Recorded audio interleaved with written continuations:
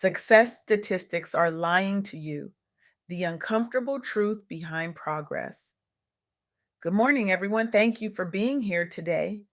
I recently had the privilege of sitting down with Crystal Dudley, a force of nature whose work is quietly revolutionizing how we understand success in America. Crystal isn't just a researcher, she's a truth teller, a system shifter, a woman who walks into rooms where decisions are made and refuses to let comfortable narratives replace uncomfortable truths. Her groundbreaking research at the intersection of race, gender, and economic opportunity has given voice to stories that statistics alone could never tell. And today, the insights she shared with me will challenge everything you think you know about progress in our economy. We love celebrating success stories, don't we? We're drawn to headlines about record breaking achievements and unprecedented growth. These narratives comfort us. They reassure us that progress is happening, that barriers are falling, that the arc of opportunity is bending toward justice. But what if these very success stories are hiding something crucial from our view? This is the question Crystal Dudley's research forces us to confront, and it's one that should make us all deeply uncomfortable. Here's a statistic you've probably heard. Black women are the fastest growing group of entrepreneurs in the United States. This fact gets repeated in business magazines, cited in economic reports, celebrated in diversity initiatives, and it should be celebrated. It represents incredible determination, creativity, and resilience. But beneath this inspiring headline lies a much more complex reality. While Black women are indeed launching businesses at unprecedented rates, they simultaneously face some of the most persistent and systemic barriers to sustaining those businesses and their careers. The same demographic celebrated for entrepreneurial growth is experiencing disproportionate job loss, funding discrimination, and systemic exclusion. This is what Crystal calls the visibility trap. When highlighting success stories inadvertently obscures the very real obstacles that remain. When we focus exclusively on growth statistics, we miss the underlying inequities, the disproportionate unemployment rates, the funding disparities, the systemic bias that persists despite and sometimes alongside remarkable achievement. Let me share three key insights from my conversation with Crystal that illuminate this contradiction. First, the entrepreneurial boom among Black women is absolutely real, but so are the unique challenges they face. Despite leading new business creation, Black women consistently encounter higher unemployment rates and more difficulty securing funding compared to their peers. Second, access to networks, mentorship, and capital remains a critical barrier. Systemic biases mean that even when Black women led businesses succeed in raising investment, they often receive smaller amounts at higher costs than others. And third, community support systems make a measurable difference.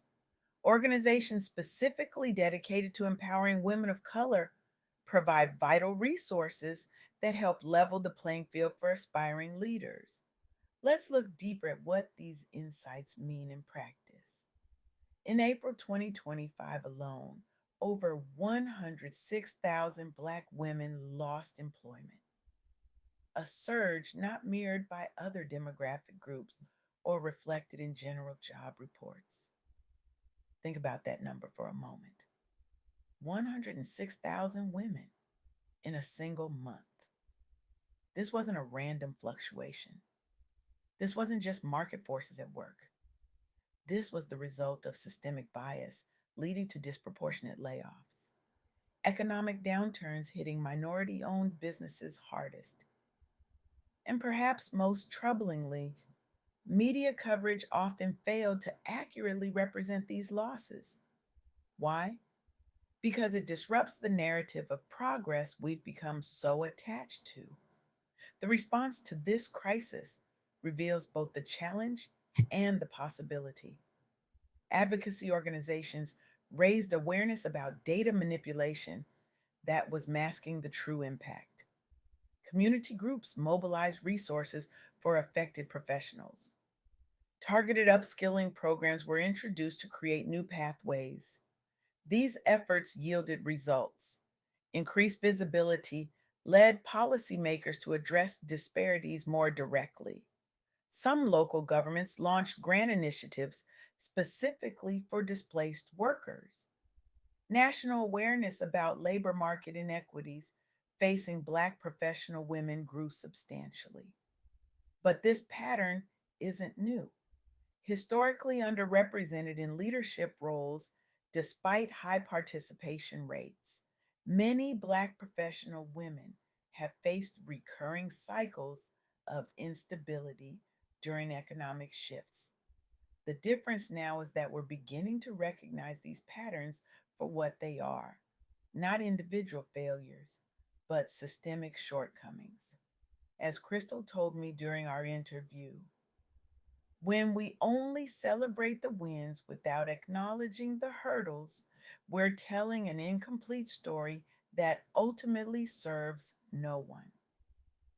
Let's turn to another revealing example from Crystal's research. Despite being the fastest growing group of entrepreneurs nationally, many Black women founders struggle with access to fair financing terms. Traditional lenders often deny loans due to implicit bias or lack of collateral. Venture capital flows overwhelmingly favor non minority founders. Only 7% globally goes toward female led firms, with an even smaller fraction directed to women of color. Think about what this means in practical terms. It means a Black woman with the same business idea, the same education, the same determination as her white male counterpart must work exponentially harder just to secure the capital to get started. It means she's more likely to fund her business with personal credit cards, with higher interest rates, with greater personal risk. In response to these barriers, alternative solutions have emerged. Community development financial institutions stepped up, lending specifically targeting minority owned startups. Peer to peer lending circles gained traction within communities. These approaches aren't just stopgap measures, they're producing results. CDFI backed ventures saw improved survival rates over 5 years versus those without such backing. The backstory here matters deeply. Many successful founders recount having been rejected multiple times by mainstream banks before finding alternative sources willing to invest based on character and vision rather than credit score alone. This isn't just about persistence, it's about a system that requires certain entrepreneurs to be exponentially more persistent than others.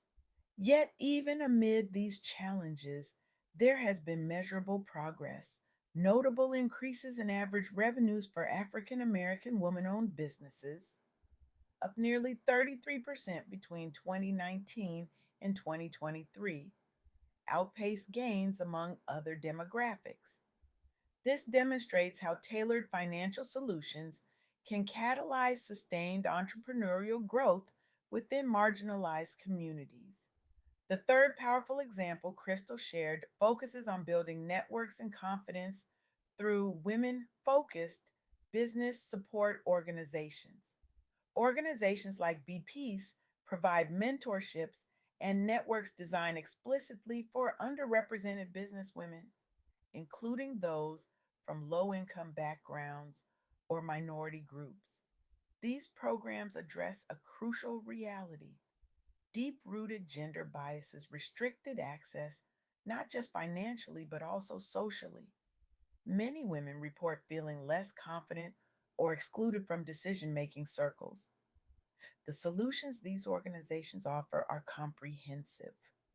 Structured programs offering leadership training, networking events tailored by industry sector, plus ongoing peer support. The outcomes speak for themselves. Participants report increased confidence levels by 20% and greater success securing contracts and funding after program completion. Many participants come from backgrounds where entrepreneurship was viewed as risky due solely to their identity, not their ability. Over half secured investment after program participation, even if median amounts lagged behind those given elsewhere. These organizations have become launch pads driving broader representation and shifting cultural narratives around who gets counted as a business leader.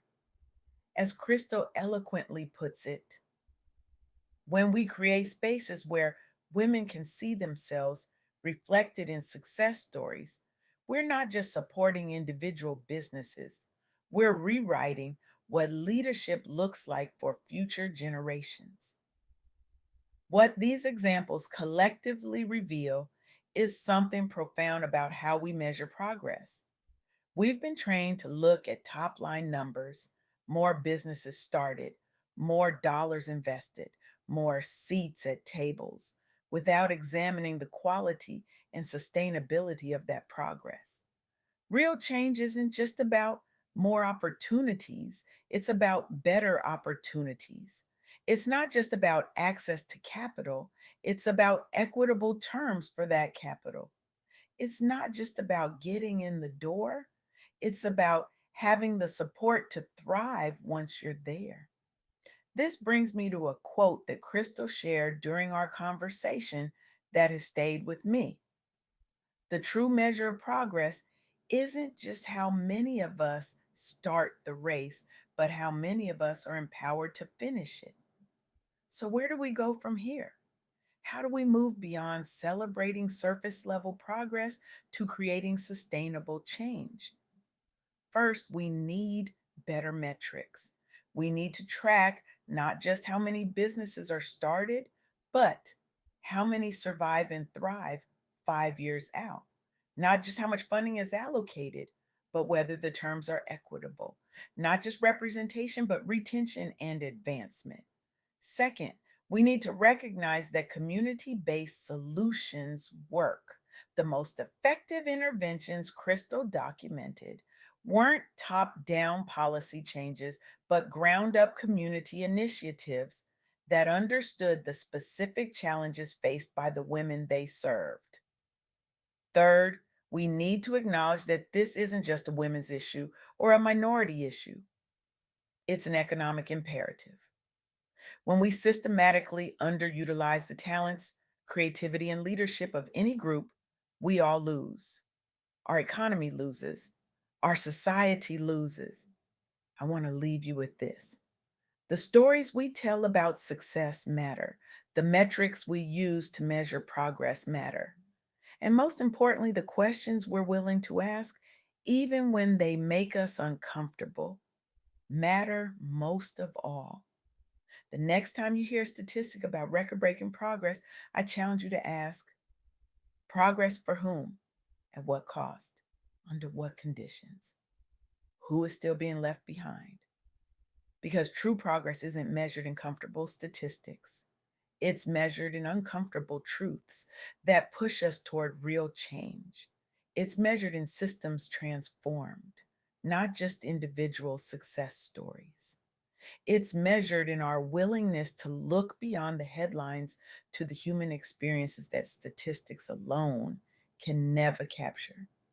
This is the revolution Crystal Dudley's work invites us to join, not just celebrating how far we've come, but honestly confronting how far we still have to go and then doing something about it. The question isn't whether we can create a more equitable economy. The question is whether we have the courage to see beyond the success stories to build one. Thank you